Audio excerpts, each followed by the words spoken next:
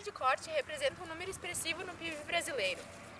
Cerca de 75% do mercado de abate e venda se dá no centro-sul do país, sendo São Paulo o principal consumidor, seguido pelo Rio Grande do Sul. O Brasil tem o maior rebanho comercial do mundo, são aproximadamente 200 milhões de cabeças.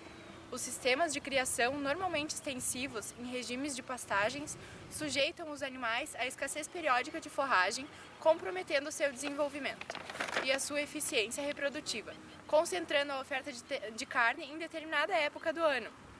Esses problemas eles resultam em baixa produtividade, sazonalidade de produção e, consequentemente, baixa disponibilidade de proteínas de origem animal para o consumo humano.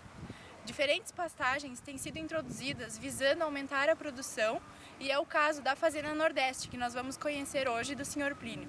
Confira!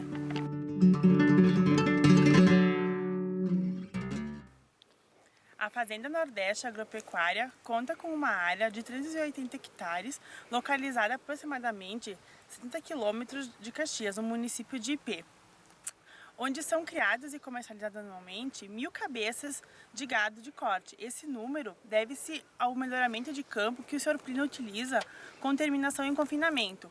Além dessa atividade, a área também é aproveitada para gado de leite, ovinocultura e, em menor escala, para a criação de suínos.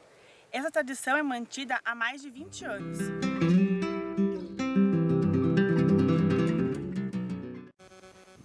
Então, primeiramente, falando da espécie Tifton, ele é uma gramínea perene, como já foi falado anteriormente, ele pertence ao gênero Cynodon.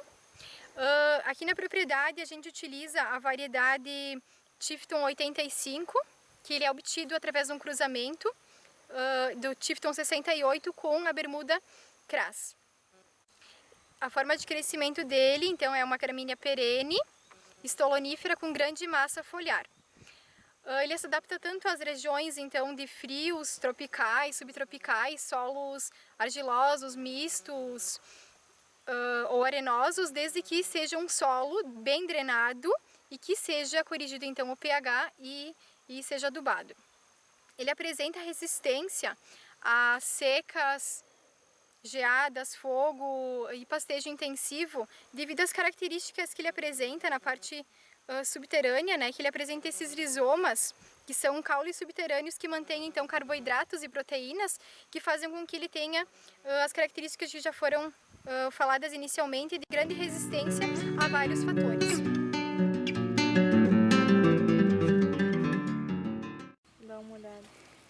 Essa área que vocês estão vendo aqui atrás era plantio de milho e já foi retirado para fazer a silagem. E agora eles vão preparar esse solo para o plantio de aveia, aveia preta. A aveia preta é uma gramínea anual, ela tem uma qualidade muito boa que é a rusticidade, ela se adapta bem a solos pouco férteis, mas se ela for adubada ela responde bem a essa adubação. Ela é uma das mais plantadas aqui no Rio Grande do Sul. E ela, assim, além de ela ser rústica, ela tem um bom perfilhamento e o crescimento dela é rápido. Ela aceita um pH entre 5 e 7. O plantio pode ser iniciado tanto em maio, vai até julho, tanto que eles vão plantar agora. E a profundidade de plantio é entre 3 a 5 centímetros. Esse plantio é feito em linha.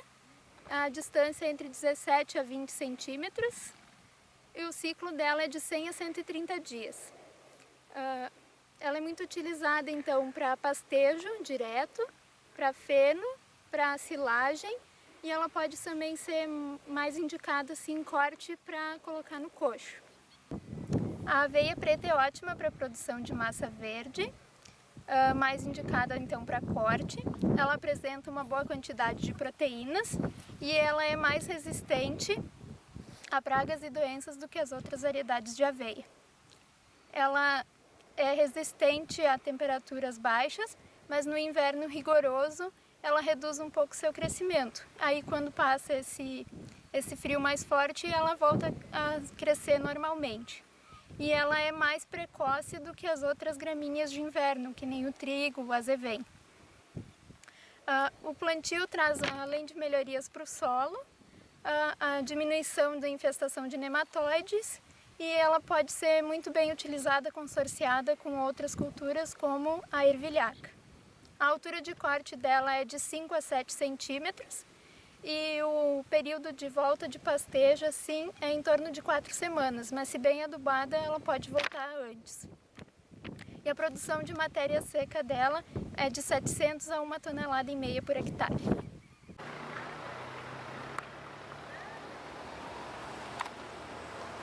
Na propriedade, então, é feito o plantio de aveia, que é utilizado somente para pastejo direto.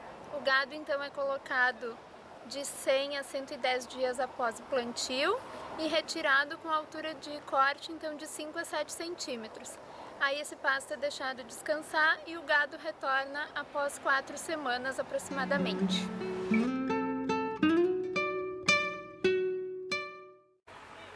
O azevém é uma gramínea anual de inverno, com hábito anual então ou bianual, devido à característica de ressemeadura natural que a espécie tem. O crescimento dele é em forma de touceira ou ereto. Ele responde bem a nível de fertilidade de solo, um solo mais adubado ele responde bem, mas em solos com menos quantidade de adubação também ele vai. A utilização então seria para pastejo de cobertura de solo ou fenação. A indicação é para terminação de animais. É uma alta resistência ao frio, uma baixa resistência seca e uma baixa resistência à umidade. A produção de massa verde então do mesmo é de 20 a 40 toneladas por hectare ano. Ele produz massa seca em torno de 5 a 10 toneladas hectare ano. Tem uma boa palatabilidade, uma boa digestibilidade. A profundidade de plantio então varia de meio centímetro a 1 centímetro. O ciclo de formação dela é de 90 a 120 dias. Então, indicando-se o primeiro pastejo com 75 centímetros de altura do pasto, retirando-se o animal então com 10 centímetros, cortando-se então a altura de corte, seria 5 centímetros o recomendado. Produz uma proteína bruta na matéria seca em torno de 23 a 24%, e o tempo de rebrota que a gente tem que deixar aí para o pasto se recuperar seria em torno de 4 semanas, mais ou menos um mês. Ele se difere facilmente da aveia, formando então pelas características da folha, pela característica da lígula e da aurícula da mesma. Possui um alto teor nutritivo, então sendo uma pastagem de boa aplicação aí para o gado e bom resultado. Quanto à época de semeadura do azevém, então, ela vai de março a junho, uma proporção de 20 a 25 kg de semente por hectare, que dá em torno de 400 a 500 sementes por metro quadrado. O azevém, então, pode ser estabelecido em sistema convencional de plantio ou plantio direto. Bom, a raça Angus pertence ao grupo dos taurinos britânicos, espécie Bos taurus, é originária da Escócia e se apresenta em 2 tipos, o que é o Red e o Aberdeen. Angus se destaca entre as raças taurinas por reunir o maior número de características positivas, garantindo um excelente resultado econômico como gado de corte. O conjunto de suas características a torna uma raça completa. O Angus é uma raça originariamente de porte médio e geneticamente mocho. Possui uma pelagem uniforme, de coloração preta ou vermelha. Algumas vezes a grande prepotência para a transmissão da cor da pele e pelo resulta em algo interessante, pois os touros Angus podem produzir uma descendência totalmente negra, inclusive quando cruzam fêmeas de outras cores. São considerados também animais precoces. O peso varia entre 550 a 700 quilos de uma fêmea adulta e 900 a 1000 quilos de um macho. Uma das características mais marcantes da raça Angus é a qualidade da carne. A carne é marmorizada, o que lhe confere um sabor e um nicho especial de mercado. No Brasil, além de ser criado como raça pura, o Angus também vem sendo cruzado com animais zebuínos, principalmente o Nelore. O conhecido cruzamento industrial tem por objetivo aliar sua produtividade com a rusticidade do zebu. No sul do país, berço dessa raça no Brasil, as cruzas têm equilíbrio de sangue entre 50% Angus e 50% Nelore. O predomínio do Angus, em torno de 62,5%, sendo 37,5% de Nelore. O Red Angus possui uma pelagem vermelha, sendo que a coloração da pelagem é a única diferença em relação ao Aberdeen. O Angus mostra a maior resistência a enfermidades, grande adaptação às condições ambientais dos territórios onde é criado, seja com temperaturas extremas, altas ou baixas, solo seco ou alagadiço, campos altos ou abrigados, pastagens ricas ou pobres. No Brasil, a pecuária de corte está alicerçada na criação a pasto. Mais de 95% do rebanho nacional se encontra em regime de pastagem. Nesse sistema, o criador deve estar atento ao atendimento das exigências nutricionais do rebanho. Isso significa dizer que a forrageira escolhida, que varia de acordo com o tipo de solo, clima, região e até mesmo o tratamento que se deseja dispensar, adubação ou não, deve ser de boa qualidade. Entretanto, a qualidade de uma forrageira diminui à medida que a planta amadurece, que é no início da estação seca. A planta entra em floração, aumentando o teor de fibra e diminuindo seu teor de proteína, com a consequência que vai reduzir o seu consumo. O caminho é ajustar o que a forrageira pode oferecer com o que o animal necessita. Um animal em pastagem de baixa qualidade não consegue alcançar sua demanda em nutrientes e, portanto, não consegue manter sua curva de crescimento crescente. A fazenda possui 700 cabeças de gado e em torno de 20-25% são de outras raças.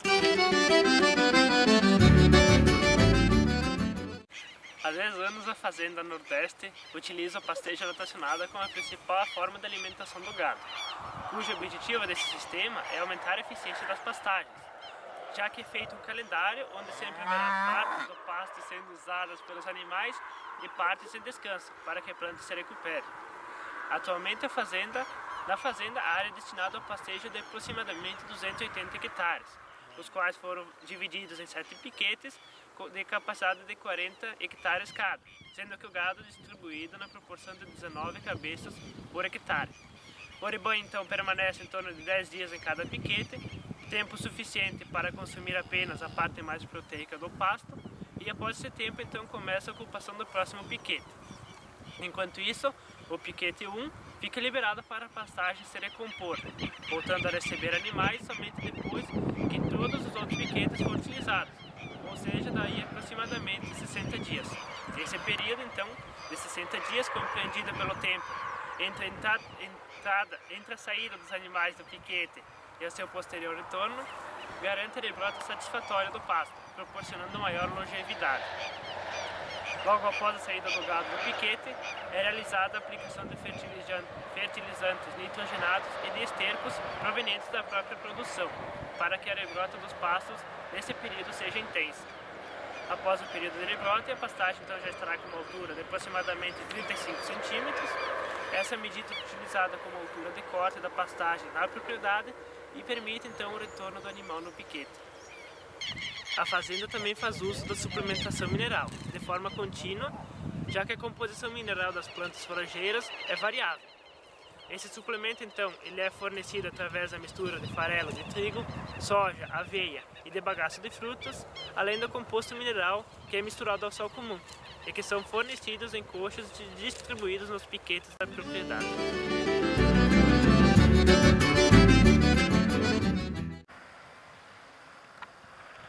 A fazenda também trabalha com gado confinado, que nesse confinamento eles tratam eles com silagem, que é o que eles estão fazendo agora, que é a base de milho, farelo e minerais.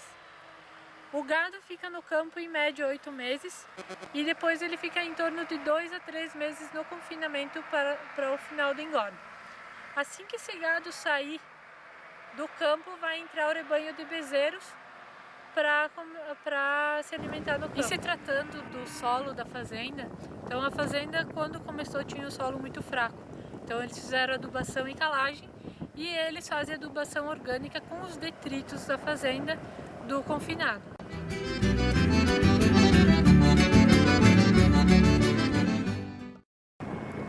Em relação às mudanças que podem ser feitas na fazenda, eles já estão trabalhando com melhoramento, como é o caso do Tifton, que como o Tifton é um pasto mais duro pro gado comer, eles cortam ele, picam e dão para o animal comer no coxo, que é o que eles estão trabalhando agora. Eles vão plantar o pasto e manter esse gado mais restrito a uma área onde todo esse pasto vai ser dado nos coxos, o que vai evitar pisoteamento, amasso pelo andamento dos animais na fazenda, o que vai ter melhor aproveitamento em relação da alimentação deles. Florei o bico da gança nesta gateada lobuna, a melhor das minhas alunas, na doma tradicional.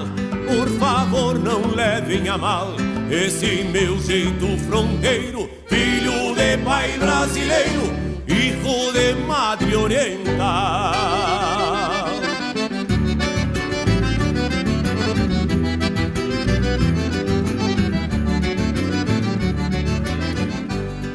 Não carrego pretensão.